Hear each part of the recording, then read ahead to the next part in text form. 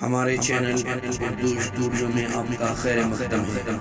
یہاں پر آپ کو سننے کے لیے ملتے ہیں اردو پروگرام اور اردو سے متعلق کچھ معلومات۔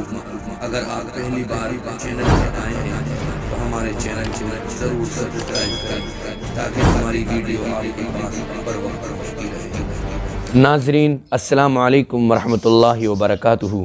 رحیمی اردو اکیڈمی چینل پر آپ کا خیر مقدم ہے۔ عزیز طلباء و طالبات، آج میں آپ کے سامنے لے کر آیا ہوں اردو گرامر کا چوتھا لیسن، اور اس لیسن میں ہم بات کریں گے اسم معرفہ کی اقسام یعنی کائنڈس آف پراپر ناؤن کے بارے میں۔ جیسا کہ اسم کی دو قسموں کا ذکر اس سے پہلے لیسن میں ہو چکا ہے، اسم معرفہ اور اسم نکرہ کے نام سے، تو سب سے پہلے ہم سمجھیں گے اسم معرفہ کی قسموں کے بارے میں۔ اسم معرفہ کی 6 قسمیں ہیں: علم، خطاب، لقب، کنیت، عرف، تخلص۔ تو آئیے اب میں آپ کو ان اقسام کی تعریفات یعنی ان کی ڈیفینیشن بآسانی سمجھا دیتا ہوں۔ سب سے پہلے ہم سمجھتے ہیں اسم معرفہ کی جو سب سے پہلی قسم ہے علم، اس کے بارے میں۔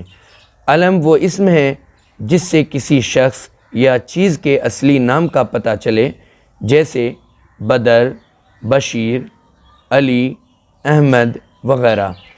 دوسرے نمبر پر آتا ہے خطاب۔ خطاب وہ اسم ہے جو کسی اعزازی نام کی طرف اشارہ کرے، یعنی جو کسی بادشاہ یا حکمراں کی جانب سے لوگوں کو دیا جاتا ہے، جیسے امیر المؤمنین، فصیح الملک، شمس العلماء، قائد اعظم وغیرہ۔ تیسرے نمبر پر آتا ہے لقب۔ لقب وہ اسم ہے جو کسی خاص وصف یعنی کسی خوبی یا ہنر کی وجہ سے بولا جائے، جیسے ماسٹر صاحب، وکیل صاحب، ڈاکٹر صاحب، دیوان صاحب، چیئرمین صاحب وغیرہ۔ چوتھے نمبر پر آتا ہے کنیت۔ کنیت وہ اسم ہے جو کسی رشتے کے تعلق سے یعنی ماں، باپ، بیٹا، بیٹی کی نسبت سے بولا جائے، جیسے ابن مریم، ابو حنیفہ، ابو مجاہد وغیرہ۔ پانچویں نمبر پر آتا ہے عرف۔ عرف وہ اسم ہے جس میں محبت یا حقارت کا اظہار ہو، یعنی اگر آپ کو آسانی سے سمجھایا جائے تو وہ شارٹ نام جو گھر کے اندر رکھ لیا جاتا ہے، اور دیکھتے ہی دیکھتے وہ لوگوں میں اتنا مشہور ہو جاتا ہے کہ لوگ اسے اصلی نام سے نہیں بلکہ نقلی نام سے جانتے ہیں، جیسے شیرو، منا، کلو وغیرہ۔ چھٹے نمبر پر آتا ہے تخلص۔ تخلص وہ اسم ہے جو شاعر اپنے اصلی نام کے ساتھ یا اپنے اصلی نام کی جگہ استعمال کرے، جیسے غالب، حالی، ضیاء وغیرہ۔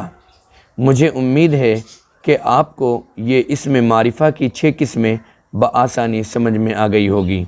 اب ویڈیو کے بعد جو کچھ بھی لکھا ہوا آئے گا اسے آپ اپنی کاپی میں نوٹ کریں، یاد کریں اور اگلے سبق کا انتظار کریں۔ اسی کے ساتھ مجھے اجازت دیجیے۔ السلام علیکم ورحمۃ اللہ وبرکاتہ۔